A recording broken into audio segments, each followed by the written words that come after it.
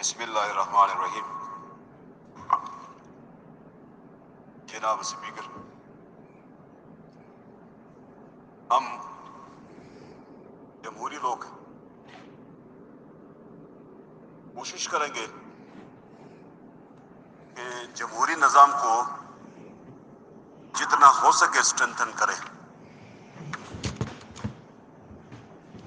پچھلے 5 مہینے میں جو رویہ شاید ہمارا تھا وہ ہماری طبیعت کے برخلاف، جو طبیعت ہماری ہے اس کے برخلاف ہم نے رویہ اختیار کیا. اس کے کچھ وجوہات تھے. اس رویے کا اختیار کرنے کے کچھ وجوہات تھے. ہم کبھی بھی یہ نہیں کہیں گے کہ رولز آف بزنس یہ کہتا ہے کہ پلاننگ ڈپارٹمنٹ بنائے گی.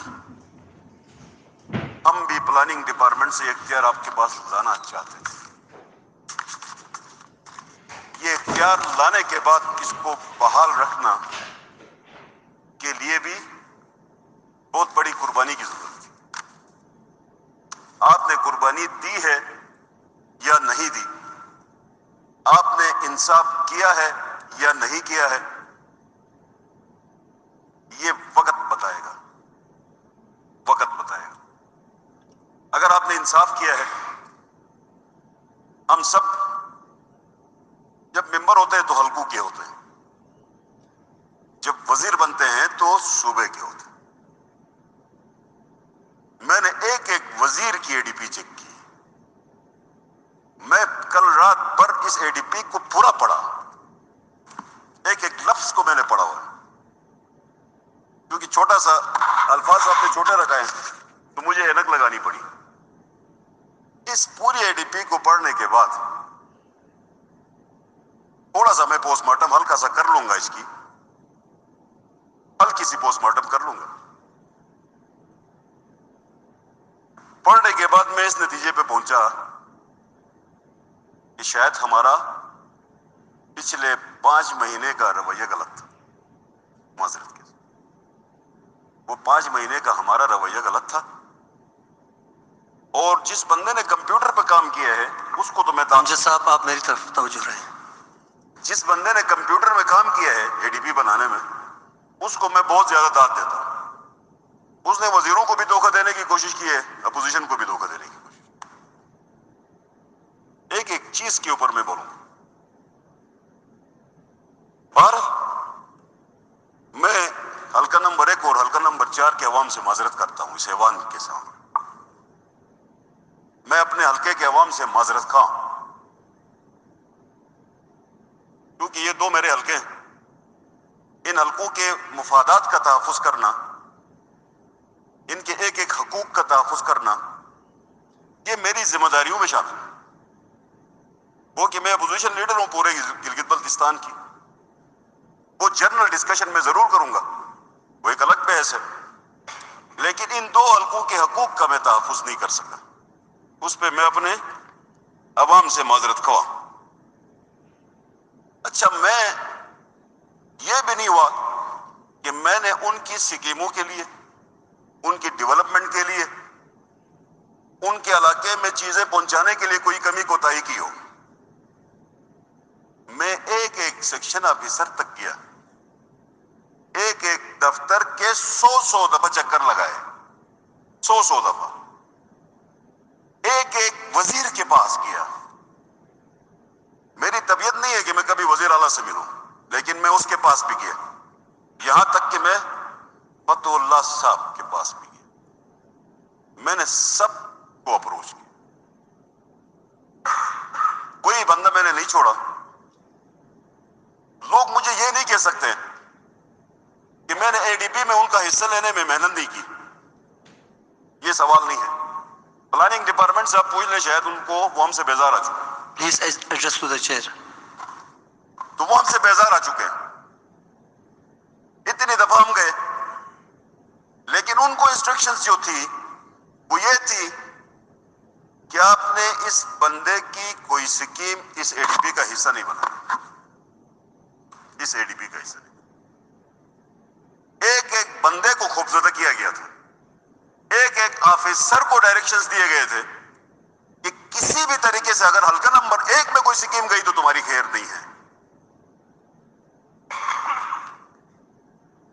اس قدر ضد, عداوت اور بغض ہمارے اندر نہیں ہے. ہم ضدی لوگ نہیں, بغض عداوت نہیں رکھتے. ہماری کوشش ہوتی ہے اسی طریقے سے نظام چلے. 19-20 کا نظام ہے, چلتا رہے گا. آپ کو میری شکل سے نفرت ہے, آپ کو میری ذات سے نفرت ہے. وہ برجس طاہر کو بھی تھی, وہ آج گنڈا پور کو بھی ہے. آپ کو بھی ہونا آپ کا حق ہے, وزیر اعلیٰ صاحب آپ کو ہونا آپ کا بھی حق ہے. لیکن دھوکہ مت دے دو, اظہار کرو, دھوکہ مت دے دو. دھوکے میں نہیں چلاؤ, اچھا نہیں لگتا. آپ لوگوں کو دھوکہ مت دے دو. اگر آپ کو بہت زیادہ زور ہے, ہماری شکل پسند نہیں ہے, ہماری عادت پسند نہیں ہے, ہماری خصلت پسند نہیں ہے, تو سیدھے بتاؤ, ہم ہاتھ ہی نہیں ملائیں. آپ مل کے تو بھائی کہتے ہیں, ککا کہتے ہیں, لیکن جب آپ اختیار میں بیٹھتے ہیں, جب آپ اپنی محفل میں بیٹھتے ہیں, اور جب آپ کا اختیار کا استعمال ہوتا ہے, تو تب آپ کا اختیار دیکھ کے ہمیں آپ سب فرعون نظر آتے ہیں. آپ سب, آپ کی فرعونیت, اختیار ہر ایک کے پاس آتا ہے. اختیار سے بندے کی خصلت کا پتہ چلتا ہے, اختیار سے بندے کی خصلت کا پتہ چلتا ہے. یا تو اس اختیار سے فرعونیت ٹپکے گی, یا تو اس اختیار سے عدل ٹپکے گا, عدل ٹپکے گا. اختیار, اقتدار اگر عاجزی, انکساری, انصاف نہ سکھائے تو ہم اس پہ لعنت بھیجتے. ہم نے اپنے اللہ کو جواب دینا, آپ سب نے اپنے اللہ کو جواب دینا. آپ لوگ کرسیوں پہ ہیں, ہم لوگ اختیار کے بغیر ہیں. بخدا جب میگا ڈیولپمنٹ کے پروجیکٹس آپ کے آگے, واحد آدمی ہوں, کھل کے ہم نے آپ کی سپورٹ کیا تھا. آپ نے صرف کنسیو کیا تھا, آپ کی محنت تھی. فیڈرل گورنمنٹ نے اس کو جو پروجیکٹ کی اپنی اہمیت تھی, اس پروجیکٹ کی اہمیت کی بنیاد پر وہ سکیمیں منظور ہوئی. کچھ سکیمیں منظور نہیں ہوئی ہوں گی تو وہ اپنے پیرامیٹر سے, بجٹ کے اپنے پیرامیٹر سے اس حساب سے منظور نہیں ہوئی ہوں گی.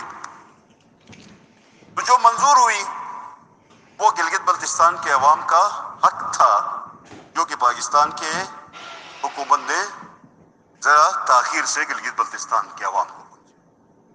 اس کے اوپر ہم آپ کو ذات ضرور دیں گے, اور آپ کی گورنمنٹ کو بھی کہیں گے ٹھیک ہے, اچھی بات ہے, آپ کی گورنمنٹ نے ایک اچھا کام کیا. کیا ان پروجیکٹس کی ایگزیکیوشن اور ان پروجیکٹس کی سلیکشن میں دیکھا گیا کہ یہ حلقہ پیپلز پارٹی کا ہے تو یہ حلقہ نون لیگ کا؟ میرے خیال میں تو نہیں دیکھا. پلاننگ کے اصول میں تو یہ نہیں دیکھا جاتا ہے کہ یہ حلقہ پیپلز پارٹی کا ہے تو یہ نون کا ہے. وہاں پہ تو نہیں دیکھا گیا, کیونکہ وہ فیڈرل پلاننگ نے کیا تھا. وہاں پہ آپ نے اپنا پوٹینشل ثابت کر کے لینا تھا. اگر کوئی وزیر موصوف نے اپنے حلقے کے لیے کوئی سکیم پلاننگ ڈپارٹمنٹ سے یا فیڈرل پلاننگ سے نہیں لے سکا ہے, یہ ہماری غلطی نہیں ہے, اس کی خود کنسیو کرتا, لے کے چلا جاتا. گلگت میں آج جو سیوریج کا نظام چل رہا ہے, یہ ہم نے کنسیو کیا تھا 2012 میں. ہم نے کنسیو کیا تھا کہ ہماری ضرورت ہے, یہ ہونا چاہیے. کچھ 40-50 لاکھ روپے تھے, ہم نے کنسلٹنسی کروائی. اس کنسلٹنسی کے نتیجے میں آج 12-13 ارب روپے ہیں جو ایگزیکیوٹ ہو رہے ہیں, گلگت بلتستان کے عوام کو مل رہے ہیں. تو آپ نے کنسپٹ دینا ہے, اس کنسپٹ کو فیزیبلٹی کے اندر لے کے جانا ہے, اس کے بعد وہ پروجیکٹ آٹومیٹکلی آئے گا. اب سپریم کورٹ آف پاکستان کی ججمنٹ ہے کہ وہ سکیم ایگزیکیوٹ ہوگی جس کی DWP بجٹ میں پیش ہونے سے پہلے ہو چکی ہو. آپ کو یہ جمبے کی بات لگے, آپ نے خود بھی پڑھی ہوئی ہے ججمنٹ. جس سکیم کی DWP بجٹ میں پریزنٹ ہونے سے پہلے ہو چکی ہو وہ سکیم امپلیمنٹ ہوگی. تو اس کا مطلب یہ ہے کہ اس کتاب کے اندر جتنی سکیمیں رکھی گئی ہیں